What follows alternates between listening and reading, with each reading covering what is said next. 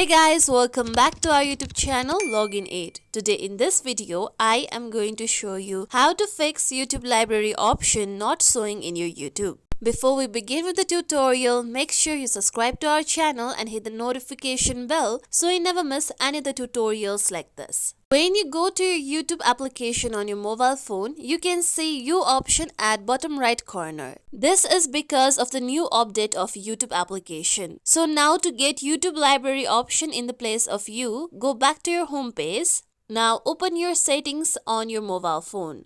Then scroll down and tap on apps. Now tap on manage apps. Then search for YouTube application. Now tap on YouTube.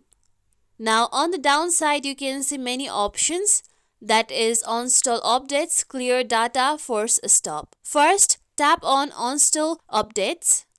With that tap on OK.